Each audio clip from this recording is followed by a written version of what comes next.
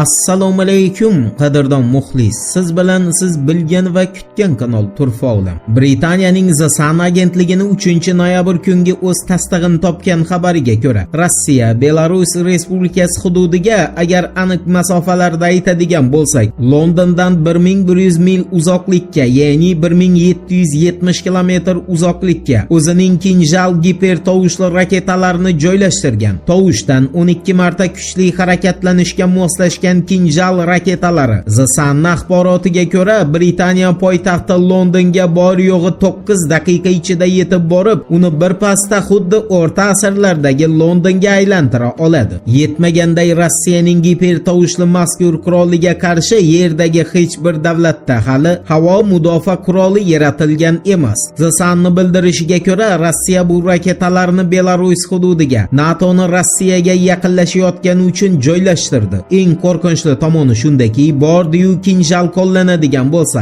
The Sun'ning qayd qilishiga ko'ra, uni kelib tushib nishonni yo'q qilgunga qadar qayerdan uchib kelganini aniqlaydigan tizimning o'zi yo'q. Ya'ni Kinjal Yevropaga borib, Rossiyadan qaynoqqina salom yetkazadigan bo'lsa, uni Rossiyadan ekanini yevropaliklar faqat bu turdagi qurolni Rossiyada borligidan bilishlari mumkin. Eslatib o'tamiz, Rossiya Kinjallarni Ukrainada 19-mart kuni bir marta, unda ham Nikolayevsk va Ivano-Frankivsk viloyatlaridagi qurol omborlarini yo'q qilish uchun qo'llagan. Uning vayronkorlik darajasini ko'rgan Qo'shma Shtatlar, xususan prezident Bayden Oq uydagi o'zini bayonotida 20-mart kuni bu raketani jahondagi boshqa raketalardan umuman farqi yo'q. Biroq yagona farq shuki, uni to'xtatishni imkoni yo'q degan. Xullas, endi Yevropa Rossiyani nishoni markazida qoldi. Endi esa Rossiyani o'zi to'xtatib qo'ygan Istanbul shartnomasiga qaytgani bilan bog'liq xabarga e'tiboringizni qaratamiz. Anadolu agentligining 2-noyabr kungi xabarlariga ko'ra, Erdogan bilan Putin Donni Ukraina portlaridan olib chiqish uchun yangi kelishuvga erishgan va Erdogan Ukraina uchun kafillikni o'z bo'yniga olgan. Vladimir Putinning 2-noyabr kungi bayonotidan ma'lum bo'lishiga ko'ra, bordi-yu Ukraina yana portlarga hujum qilishni boshlasa, u holda Istanbul bitimi bekor qilinib, Turkiya barcha dengiz yo'llarini yopadi. Ya'ni Ukrainadan hech qanday don tashqariga chiqmaydi. Shuningdek, Putinning bildirishiga ko'ra, Erdogan Ukrainadan chiqayotgan donlarni badavlat Yevropaga emas, balki shu donga muhtoj davlatlarga yetkazilishini nazoratini ham o'z bo'yniga olgan. Endi shu o'rinda Rossiya hukumatini Ukrainada yadro qurolini qo'llash bo'yicha o'tkazgan yangi bir maxfiy yig'ilishiga e'tiboringizni qaratamiz.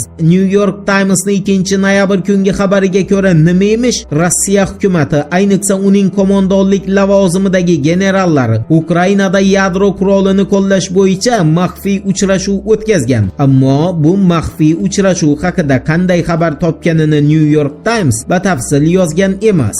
Gap shundaki, agentlikning aniq sonlariga ko'ra, Rossiyada ayni damda 2000 ta taktik yadro quroli bor va Rossiya ularni xohlagan paytda Ukrainada ishga solishi mumkin. Pentagon rasmiysini New York Times'ga bildirishiga ko'ra, hozir Rossiya shu qurollarni Ukrainada qo'llashni rejalashtirmoqda va bordi-yu u shu ishga qo'l ursa, u holda Ukrainaning juda katta hududi hayot uchun yaroqsiz holga kelib qoladi. Unday bo'lmasligiga ulkan umidlar bog'lab so'nggi xabarga yuzlanamiz. 5-noyabr kuni bilmaganlar uchun eslatib o'tamiz. Britaniyada har yili Guy Fawkes tuni nomli bayram nishonlanadi. Unda britaniyaliklar xalqqa foyda o'rniga ziyon keltirgan siyosatchilarni qog'ozdan yoki somondan yasalgan haykallarini xalq oldida yoqishadi. Buni qarangki, Bloombergning xabariga ko'ra, bu yil britaniyaliklar Guy Fawkes tunida 44 kun bosh vazir lavozimida o'tirgan Liz Truss haykalini yoqishadi. Kimgadir Guy Fawkes notanish bo'lsa tanishtiramiz. Guy Fawkes 1605-yilda Britaniya hukumatini yo'q qilish uchun uni yerto'lasiga porox to'ldirgan xalq qahramoni hisoblanadi.